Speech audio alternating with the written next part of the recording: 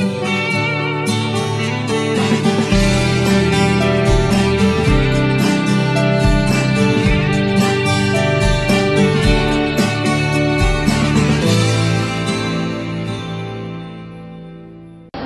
everybody, welcome to China Radio International's online video talk show, Tea House. I'm Yang reporting from Beijing. Today we'll have a cup of tea with Philip Cunningham, CCTV commentator on movie and cross-cultural communication. Today he will talk about the role movie plays in enhancing cross-cultural communication. Hi Philip, welcome to our program.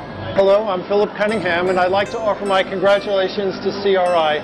China Radio International plays an important role in helping people around the world understand China better, and also for people in China to understand the world. My first appearance on China Radio International was in 1986 with a wonderful woman named Shen Baoqing, who did a program called English on Sundays. So I'm very happy to be here today and continue the tradition with Cha Guan and with Yang Yang, who's a wonderful hostess. Thanks again and good luck. And today I made oolong tea for you. Oh, great. Actually, I'm thirsty. Do you mind if I have a sip? Yes, of course. Okay. Where's it from? It's from Taiwan. Hmm? What do you think of the taste? It tastes pretty good. I've been to Taiwan and I like the tea there very much. Maybe next time I can make more kinds of tea for you. Okay. Philip, I know that you're a big fan of Chinese movies, and you used to be a member of a movie production crew. What role did you play? Well, I worked in a movie crew in a number of capacities, and I think movies properly understood, you have to do a little bit of everything. Especially my role was officially called production interpreter, but I was doing everything from helping to make models and work on sets, to work with thousands of Chinese extras who were assembled for crowd scenes, to providing food, to doing translation, to delivering messages. So you do a little bit of everything. One funny scene is there's a scene in Empire of the Sun, 1940 Shanghai, where Steven Spielberg had the lead character, the boy, eating fortune cookies. And I said, wait a minute, I don't think they ate fortune cookies in 1940 Shanghai. And we checked it and we found out the fortune cookies are actually from Japan. They were introduced to the United States through Chinese-American restaurants. So it was a good thing we cut that scene. And then Steven Spielberg said to me, he says, well, thanks a lot, Phil, because we want to get this historically correct. He says, you can have the fortune cookies. So he gave me the bag of fortune cookies. And I started to eat them, and the British props crew got very mad. He says, what are you eating those? That's the props. That's for the movie. I said, no, we're not using them anymore. So that was an example of one thing I did in the Empire of Sun. I know that you were a Chinese history student back then. And how different of your understanding of Chinese culture from textbooks and from your really experience in China? Well, this to me was a real seduction of working on movies. I'd been studying Chinese history, reading about it in the University of Michigan Library, at Harvard, and Cornell University. And to be in China and to be in the Forbidden City and to see a recreation of the last days of the Qing Dynasty, or to be in the streets of Shanghai and see a simulation of the Japanese invasion of Shanghai with the crowd scenes and the soldiers coming in and the firing of guns and so on. This was so amazing for me because it's like a historian's dream to be able to see history recreated, fully costumed. All the store signs were changed. Everything was done as authentically as possible, and to see it be created and recreated before your very eyes was very exciting. And so although I'm not a movie person by background, I got drawn into movies because of my love of history. And I know that you are one of the first foreigners who allowed to enter the Forbidden City. What's your feeling of that? Well, I had a wonderful experience. I'm not sure, I think there were quite a few other foreigners with me at the same time. The cast and crew of The Last Emperor had a lot of people from Italy who were the technical crew, Vittorio Storaro and Bernardo Bertolucci and so on. And you also had a large number of Chinese crew working with us. But we went there early in the morning. We could stay there at night. We were in the Forbidden City before it was open to the public and after it was closed. And we had to keep the sets overnight, so you could even stay there overnight, which I think would be a very rare opportunity today. I think today they close the doors, slam them shut at 4:30, so it's very hard to be in the Forbidden City at sunset, for example. We were there every night for sunset because that's a beautiful time to film. Okay, thank you very much, Philip. It's tea time. Please have a cup of tea, and then we will talk about movies in China.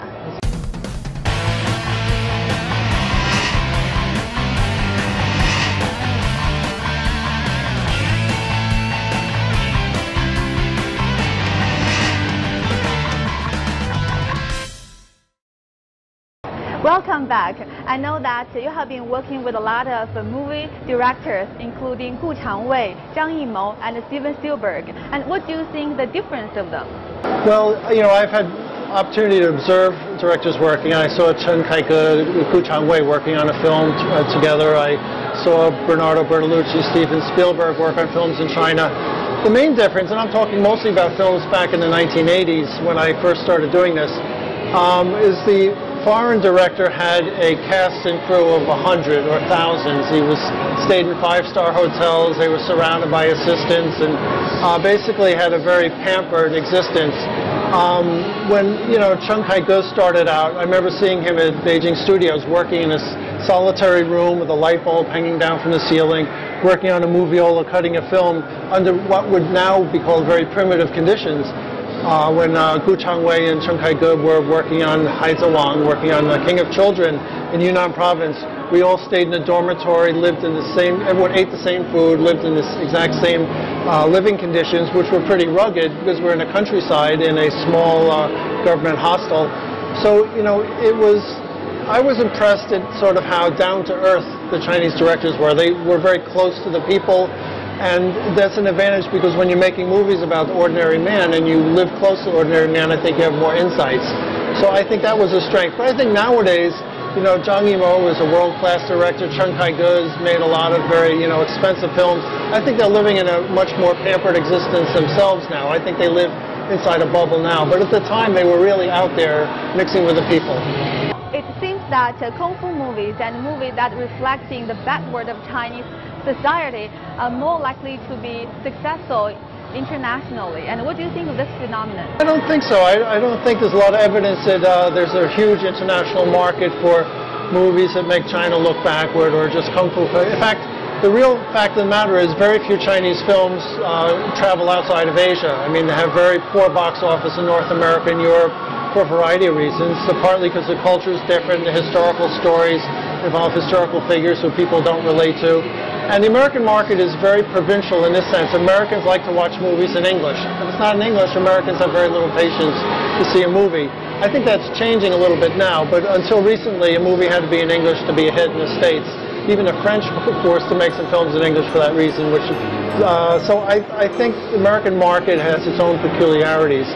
But I think Chinese films that tell us something about China, that allow us to see the world as other people see it, will have the greatest chance of success in the West. And what do you think that Chinese movie makers can do to produce more movies that can become commercially successful both domestically and internationally? I think probably if Chinese filmmakers don't use the word Chinese in describing themselves, just think of themselves as filmmakers, they speak to a larger audience. If you always define yourself by your nationality or your passport, you're taking something away from art because art transcends borders.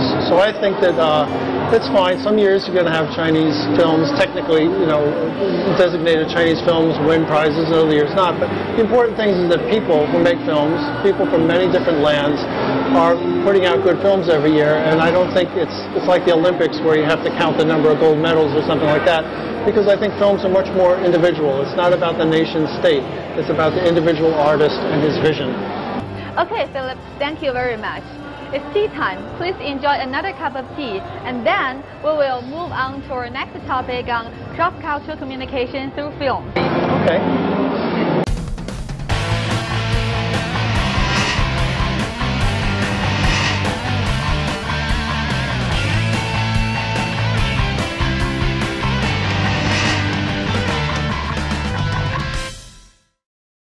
Okay, Philip, welcome back. And what role do you think that a movie plays in enhancing better communication between different cultures? I think, when you study a foreign culture, and for example, you've learned English and you've learned it very well, you don't just learn the words, you learn by observing people, by understanding the customs, by understanding a way of thinking. I think good movies do the same thing. I think we begin to understand another culture because we know how people eat, how they talk, how they act when they're happy, when they're sad, how they express themselves, how they express joy and anger. And the beauty of movies is it puts us into the shoes of someone else. It allows us to glimpse what life might be like if you were another person in another land, very far away from what you're familiar with. And that takes us on a journey, and a journey is a beginning of cross-cultural understanding. You know that there are a lot of ways to help people from different backgrounds to better understand each other. What do you think are the advantages of movies? I think movie is kind of a full spectrum experience. What I mean is it not only delivers the power of the spoken word and the power of beautiful scenery, but it also, the music will sometimes, lift us up and guide our emotions, and the soundtrack and so on. So a movie allows us to everything except for taste the tea and taste and smell the flavors. Movie involves so many of your senses. It involves so much of your mind and so much of your imagination. It engages you. And by being engaged, again, that's also essential to understanding, is you need to be engaged. And you know that, as you mentioned before, that the movie is very personalized. And do you think that is a disadvantage? Well, it can be a disadvantage. A movie is only as good or as bad as the vision of the script and the director and the editor. We tend to give the directors a lot of credit, but actually sometimes the editor may be more important, or the scriptwriter is the real genius behind a movie. Sometimes it's a brilliant acting performance. But it's only as good as the sum of its parts, and so a movie can be spoiled or can be made brilliant by a very authoritarian kind of director who says it must be this way, but perfectionist. Sometimes perfectionists make great movies, and sometimes they make terrible movies because they don't know when to let go. So you have people like Stanley Kubrick, who would control, Alfred Hitchcock, would control every single second of the movie. Then you have very laid-back, easygoing directors like Clint Eastwood, who says, okay, well, that's good, let's move on to the next scene. And he allows the movie to breathe a little bit. And sometimes his movies are easier to watch because they're not so scientifically put together, but they kind of have a little bit of human imperfection in it, but that's okay, because humans are imperfect and you're talking about an imperfect world, so film should reflect that to some extent. And what do you think that movie makers of our two countries can do to produce more interesting movies that can help the understanding of our two nations? Well, I really like the idea of people breaking out of their kind of ethnic boundaries. In other words, I think the world would be less interesting if Chinese people only made movies on Chinese topics and Americans only made movies on American topics. So I quite like the work of Lian, because he's Chinese by background, brought up in Taiwan, lived in New York 20, 30 years. He's a true bicultural person. He makes movies about white people, he makes movies about Chinese people, he makes movies just about people, gay people. But the point is when he does it, it's about people, and that common humanity comes through, and it accounts for the strength of his film and the strength in the box office, because he's communicating very well. And I think some of the Chinese directors they're brilliant technically. Someone like Gu Changwei is one of the best cinematographers in the world. I'd like to see people like Gu Changwei and Zhang Yimou do more films that were set in Europe or Africa or South America, something like that, because a good storyteller could work in almost any environment. Okay, thank you very much for joining our program, Philip. Please enjoy another cup of tea. Oh, thank you.